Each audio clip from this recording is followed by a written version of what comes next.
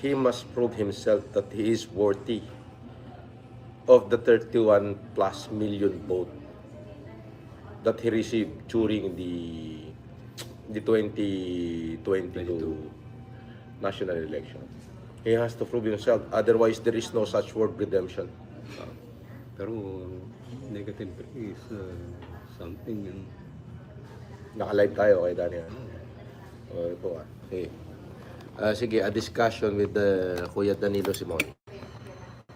Oo, siya nga pala, to remind you,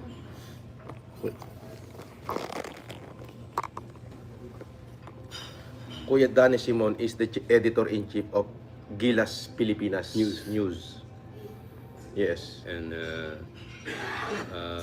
columnist, reporter of Tonight Police File. Aba, sasabihin ko, wala pa yung mga rappler na yan, wala pa yung mga hindi pa gano'ng sikat yung mga mainstream media. Ito yung mga batikang kolumnista na dati, dekada 80 pa. Dekada 80. Oh my God. The proliferation of newspaper. Puro newspaper na, no? Tsaka yung radyo, no? Oo. Pero yung radyo kasi, Nagtatak pa ng makinig. pero yung radyo kasi, parang bombo radyo. May kanya-kanyang place yan eh. Merong probinsya by probinsya, may mga radio station. Kasi yung radio station ng Manila, hindi aabot yung transmitter sa probinsya. Yung kilohertz. Yung kilohertz, no? Hindi aabot, no? Pero merong national talaga. Yung DCRH. Mga nasa unang pihitan. Unang pihitan. Di ba, pag pipihit mo yung radyo eh. Ano yung mga kilohertz nila eh. Sa unahang pihitan, okay. So, di ba, nauna yung DCMM nun, tsaka DCRH. DCRH. Nakasunod yan eh. Tapos yung double D. Double D. Tapos, Di, ang mga kasabayan mo pala, sila Eli Cruz Ramirez. oo, naging Senate reporter pa ako na radyo eh. Gano'n? No, yung Senate nun, nasa ano pa? Sa Burgos. Burgos. Sa Intramuros. Nako. Yan, nakita mo. So ilang bagyo na, tsaka ilang henerasyon na. Pero So, follow nyo yung kanyang account, Danilo Simon, in action. in action. Well, actually, yun nga, may nagtanong, nagpalipad pa. Ano daw masasabi ko sa presidente? With the remaining years, he has to prove himself. Otherwise, with the remaining 2 years, if he does, kapag hindi kasi nasatisfied ang Pilipino, there were no called redemption. So, magiging parang lame duck. Parang gano'n.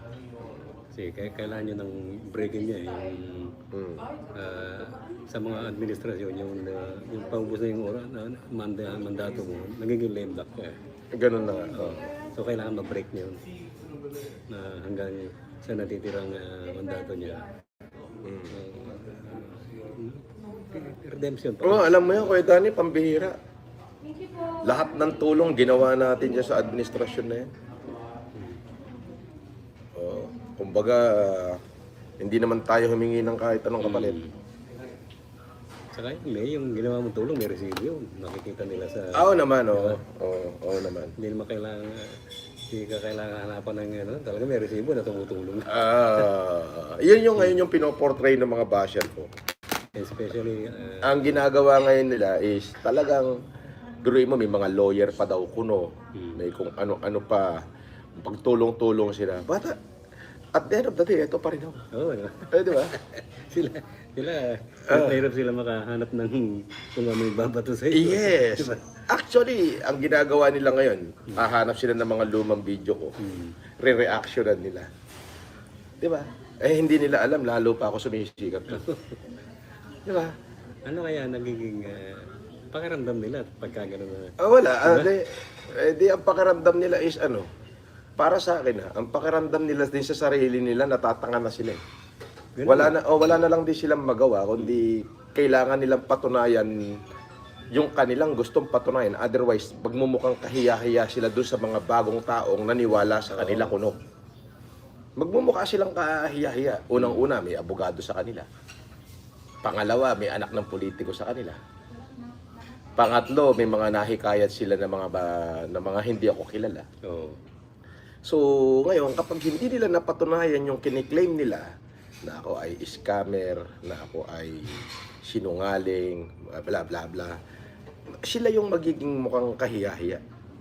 Kumbaga, hindi na sila maka-atras eh. Kasi pag ano eh, magba-backfire sa kanila yun. Eh, sinungaling pala kayo eh. Eh, bakit may nagtatanong na nga. O sabi niyo, makukulong na ngayong October, ngayong November, ngayong December. Magkano? Hindi, ngayon January naman. Hindi pa ba kayo nahihiya sa inyong mga sarili? Anong contentment ang maano nila pag ano kanila, di ba? Nabas kanila. Malay ko, pero actually, ang nangyayari kasi ngayon 3 beses ako nagla-live sa isang araw. Oo. Para asarin sila. Teka, meron kang instrumento para Yes, oo. para sila doon na sa reaction lang. Yeah, hanggang reaction lang. Oo. Hindi, meron din sila mga live, nagla-live din sila. Ganun. May mga viewers siguro, mga 3. Tapos, sila nagkukwentuhan doon. Minsan, pagka pampadami ng viewers, may mga account sila, nakiki-comment sila sa sarili nilang live. Alam mo yun, naka-live sila dito sa main account nila. Tapos meron silang troll. Attorney, ang galing-galing niyo po. Parang gano'n. Diba? Hindi naman tayo pinanganak kahapon, ano? Oo, di ba? Alam mo yung... Diyos ko naman. Dani, ikaw, batikang reporter ka. Puta, alam mo tingin mo pa lang sa isang tao, alam mo kung tarantado na yung tao na yun o hindi. Sa dami ng nakasama mo, ilang presidente na nagpalit-palit sa'yo? Sabi na, Cory. Ang Cory, You see? up to now. Cory up to now, bilang reporter, ha? Oo. Bilang reporter. Reporter. Pero nung hindi ka pa reporter, ilang presidente na inabot mo? Kasi elementary ako, kadadong, makapagal. Oh, kita mo, dado makapagal pa. So, ibig sabihin, Ganun na pala ako kaedad. Ano? hindi basta-basta. Pero yun lang, regarding sa nagtanong about kung ano masasabi ko kay Presidente.